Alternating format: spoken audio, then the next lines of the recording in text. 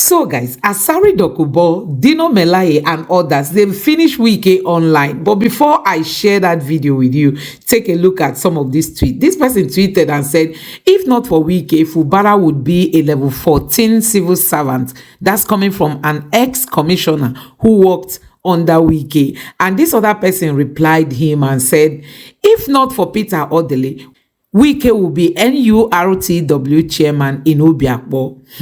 Nigerians, it don't really hurt. I mean, it don't really hurt. So this person said, from one dishonorable man to another, this is what Dino Malaye had to say about Wike. So I'm going to be sharing that video with you, but let's take a look at this other tweet. This other person said, I have told you several times that Governor Sim Fubara will finish Wike's political career, and it's happening. No need to reply a dying man, Wike. Can you imagine? This is coming from somebody who calls himself Ivan BP.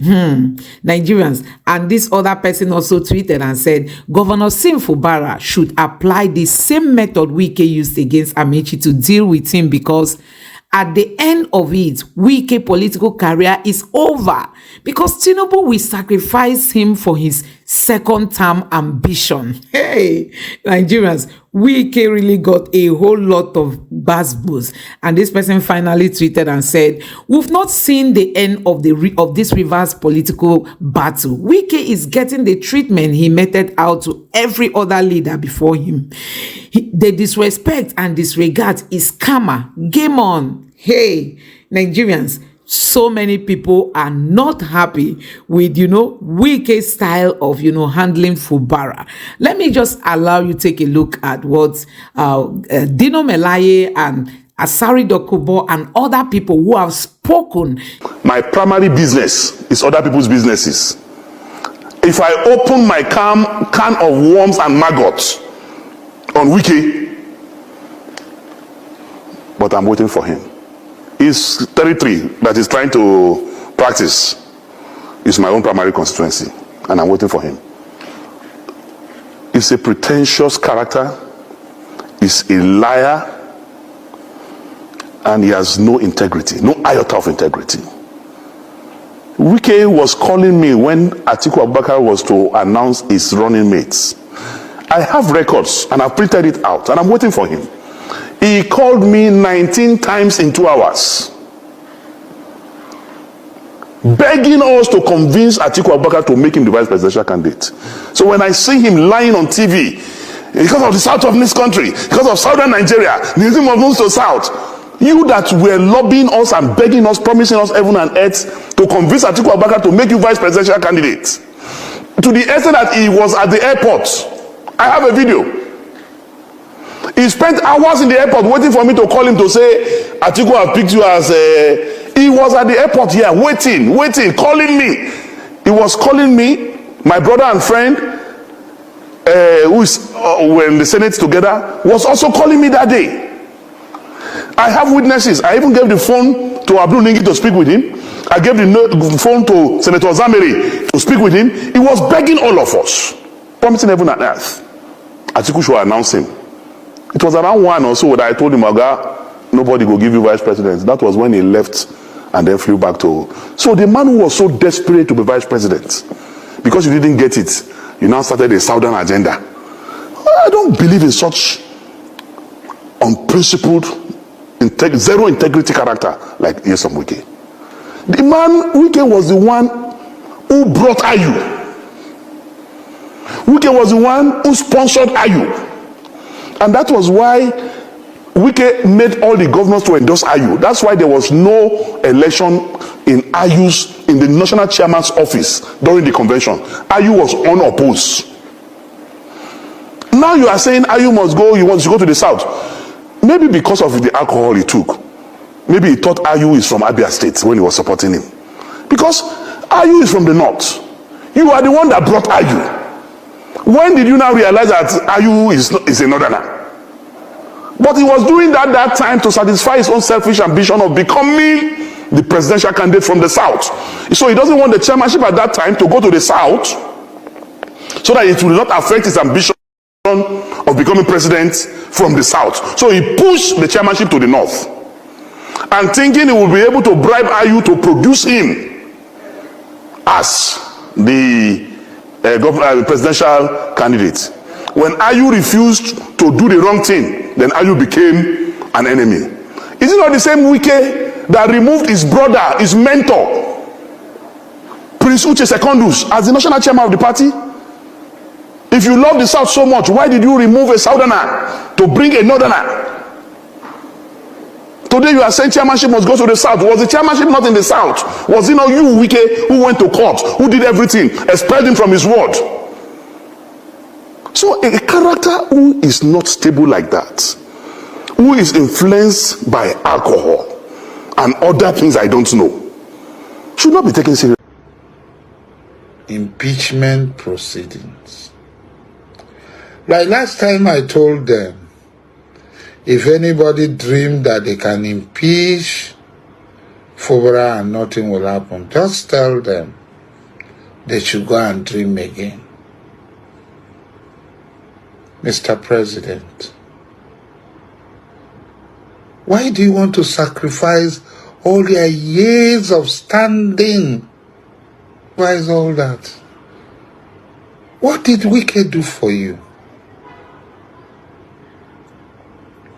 I want to come out frontal, direct. I don't want to go. This is a myth. What did Wike do for you? That you want to follow Wike to the slaughter? That you want to follow Wike to Golgotha?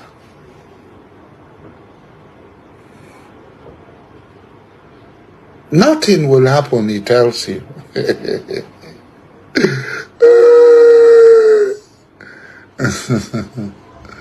Wike.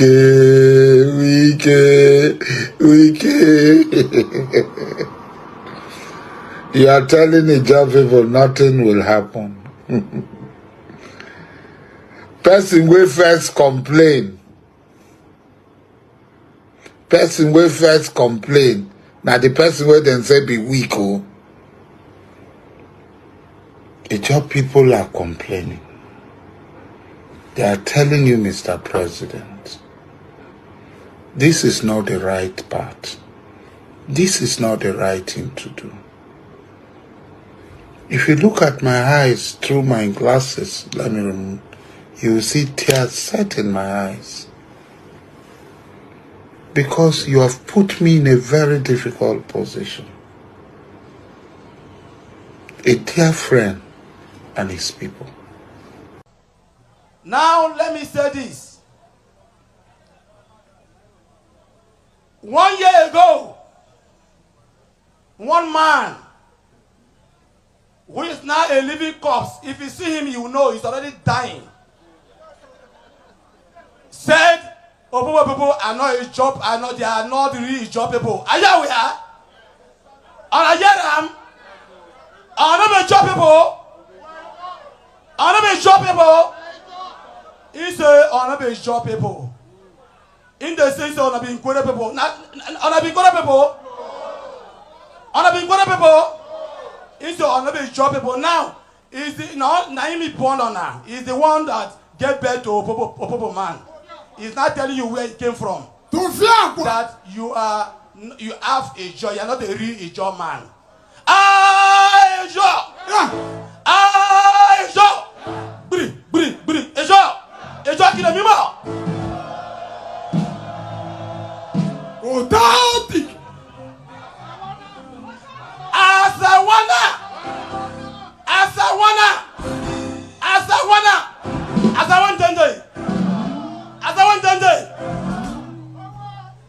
Nigeria people, they answer people. And not so. He say, "I'll not be job people." Wait. Now, so when you don't know where he came from, you refer to people. Is they from a Bini? They say they're from Bini people. Did they dress like Bini people? Him in the dress like Bini people. Somebody who claimed that he came from Bini. In the dress like Bini people.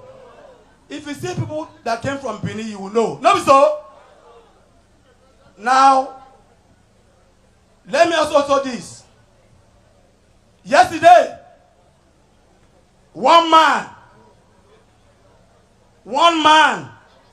who is a living corpse went to Gubolo and was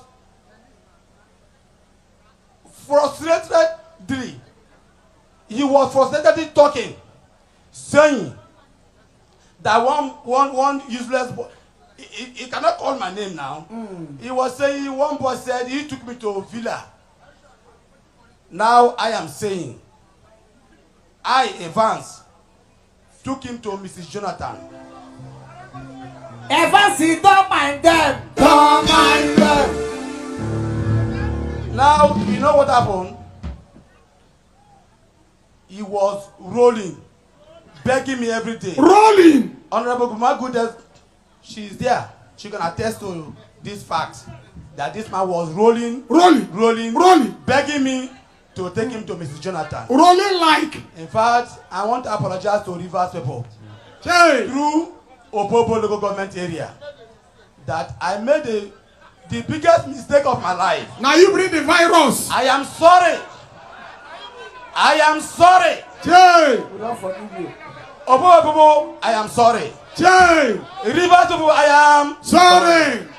Here is a sitting governor, ostensibly put in place by the man before him, and who demanded and expected and still expects loyalty, but whom it appeared wanted to also be running the government on his behalf and issuing instructions. Now that led to disagreements.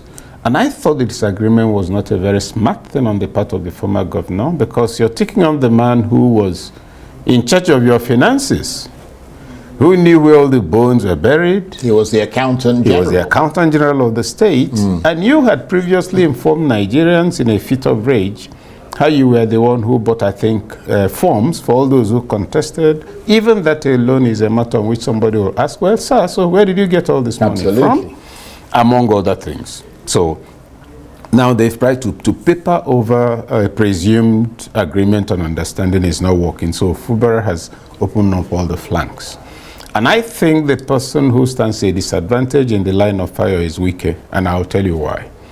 You see, in politics, you must know when you're talking about, you must make a distinction whether you want to be in power or you want to be in office. Supposing two of us are ministers under the Tinubu government, but anytime you feel like you'll go and see the president. Anytime I want to see the president, I come through you. I'm in office as minister, you're in office as minister, but in addition, you're in power. Now, Wike as governor was in power within a space and had unlimited funds. Today, he's a minister whose spending profile is circumscribed by the presidency. He's one of the aides of the presidency in a presidential system. His capacity for discretion is limited. He's also far away from River State. And so Fubara has had time to deploy both presence, proximity, and financial muscle to begin to retweak a lot of things. And I think as it is, like you said, yeah, the gloves are off. The gloves were always off because at the point of that agreement, both parties were implacable. It was a third party that appeared to tell them, listen, learn to be of good behavior. Now, there's a difference between refusing to punch and not desiring to punch. Now, we've seen that it was not a refusal to punch. They all held their punches. Now, Fubara thinks he's gotten into a very comfortable space from which he can land what you call a soccer punch. And there it has come. Yeah. So, guys, you have seen that Wike's political career is over. And like the other man that spoke, he said Wike is even now a liability to the APC. The APC, they don't know where to push Wike to because they can't admit him into the party. And they don't even know how to manage him. He's just like a liability. Can you imagine? So if Tinubu has his way, Tinubu might want to push Wike by the side. But you can see that Wike's political career is about to crash. I mean, it's about to crash. So guys, let me know what you think about this in the comment section below. Please don't forget to subscribe to the channel and turn on the notification bell. Thank you.